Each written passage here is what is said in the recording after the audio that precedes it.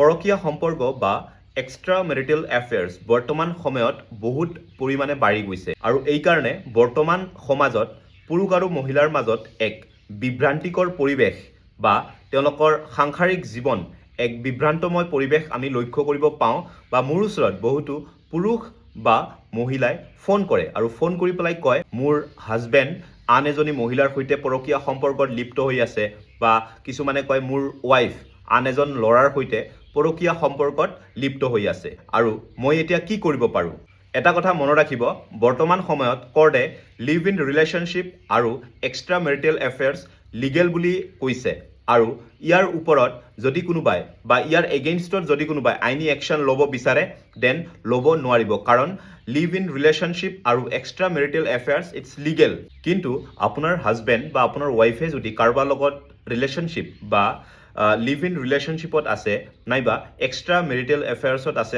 আৰু আপুনি গম পায় আৰু আপোনাৰ হাতত সবুত অৰ্থাৎ এভিডেন্স আছে, দেন আপুনি ইমিডিয়েটলি কোৰ্টত একতৰফীয়া ডিভৰ্চ ফাইল কৰিব পাৰে আৰু আপুনি ডিভৰ্চ পাই যাব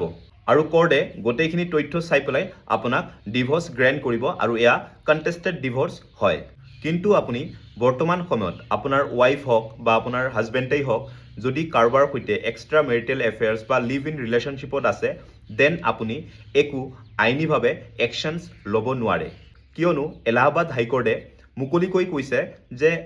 লিভ ইন ৰিলেশ্যনশ্বিপ আৰু extra marital affairs it's fully legal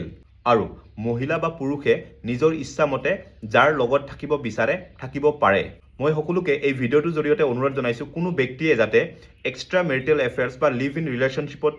থাকিবলৈ মন নেমেলে, কিয়নো আমি এখন সমাজ পাতি বসবাস কৰোঁ, আমাৰ ল'ৰা ছোৱালী ডাঙৰ কৰি পেলাই এজন ভাল মানুহ বনাব লাগে বা আমি সেইবোৰ চিন্তা কৰিব লাগে, কিন্তু আমি এক্সট্ৰা মেৰিটেল এফেয়াৰ্ছ বা লিভ ইন ৰিলেশ্যনশ্বিপ সেয়া ভাবি পেলাই আমাৰ জীৱনটো আৰু কমপ্লিকেটেড কৰাৰ আমাৰ কোনো দৰকাৰ নাথাকে। গতিকে সকলোকে মই এয়া অনুৰোধ জনাইছোঁ, যদিও এলাহাবাদ হাইকোৰ্টে লিভ ইন ৰিলেশ্যনশ্বিপ আৰু এক্সট্ৰা মেৰিটেল এফেয়াৰ্ছ গ্ৰেণ্ট কৰিছে বা ইটছ লিগেল বুলি ঘোষণা কৰিছে, তথাপিও সেই হাইকোৰ্টৰ নিৰ্দেশ মৰ্মে আমি সেই কাৰ্যত জড়িত হোৱাটো